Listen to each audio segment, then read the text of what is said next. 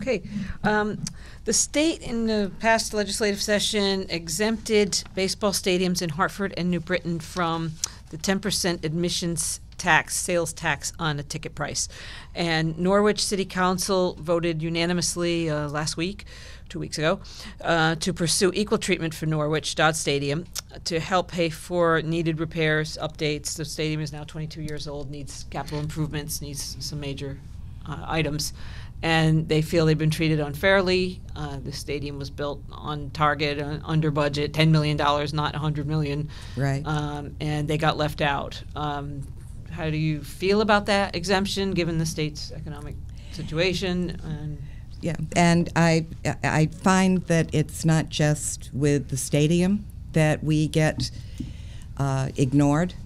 There's a bulletin that was just put out by the Connecticut Conference of Municipalities that really talks about the disproportionate burden that larger communities have.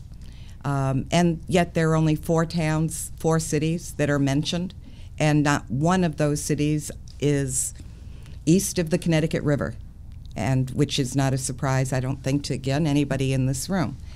This area is always ignored, being the largest municipal center in southeastern Connecticut. We do not seem to have any recognition out of Hartford when it comes to being treated fairly. In comparison, okay, we may not have the same population density that Waterbury has, or that Hartford has, or that one of the other 2 communities that are mentioned in the report. However, we still have the exact same issues in Norwich. They talked about, the poverty rate in Bridgeport and Hartford being, 31%. Well, Norwich is I think that the median income they talked about was about 26%, 23%. Norwich, it's 28%. It's 28. I'm getting all of my figures mixed up. I apologize. My point is that we do have the same urban problems that Bridgeport or Hartford have. We become a center of attraction for a number of different immigrant groups. Our poverty level in Norwich is extremely high. I do have the figures written down, and I can pull them out for you, but it is comparable to Hartford and Bridgeport and Waterford, and Waterbury.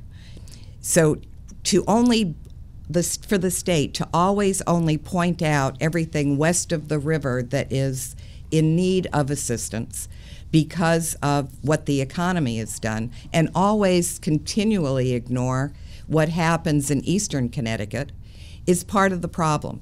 And it's part of our, I think, representation problem.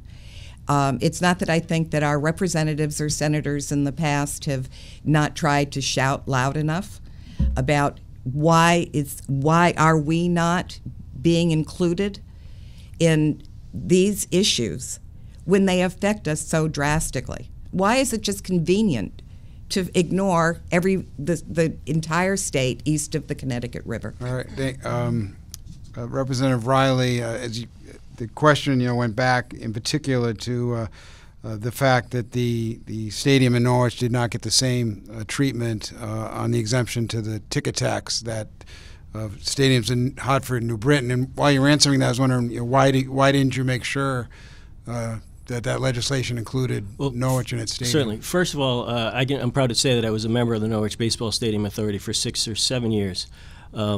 And they do a wonderful job there. That authority, it's, as you can ask many of the members, it's the authority with no authority, because they cannot do anything without the approval of the city council. When Dodd Stadium was built, the city of Norwich was given about $2 million worth of state money. Neither of these stadiums in Hartford or Bridgeport were given that kind of money. When this came up, we had discussions. They were allowed, and we gave the ability for the city of Norwich to put a 5% or a 5% tax on tickets coming into the stadium. So they do have the ability to tax individual ticket goers to games and functions at the stadium. The other thing I would ask is that With regard to that stadium, I would say to any individual with the day or any publication that would like to research and look at what that individual that owns that baseball team is doing. Is he paying his rent on time? And he is not. He has been in the rears many, many times. It is one of the reasons, and I feel very bad about this, having to get off that stadium authority because this individual was not paying his rent. So why would we give that kind of a break to an individual that does not pay his rent? Okay. Mr. Dempsky.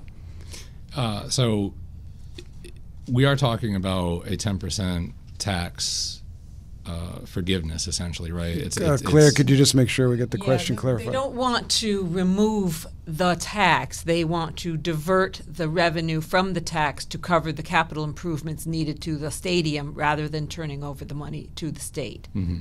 So it seems to me that if we're talking about stadiums of essentially on an equal playing field, pardon the pun, that Dodge Stadium should have access to the same benefits as the other two stadiums. But quite frankly, it's an issue that I have not looked deeply into. So I would need to do that before rendering a more informed opinion. But it does, to me, seem to smack of another form of crony capitalism, like we saw with the Sikorsky deal, where the government, state government, is picking winners and losers. We're going to give a deal to this company, but we're not going to give a deal to this company over here. We're going to give this benefit to two stadiums, minor league stadiums in the state, but not to this other one over here. So on its face, it seems to me something that Dodge Stadium should have the same benefit of. Ms. Hong,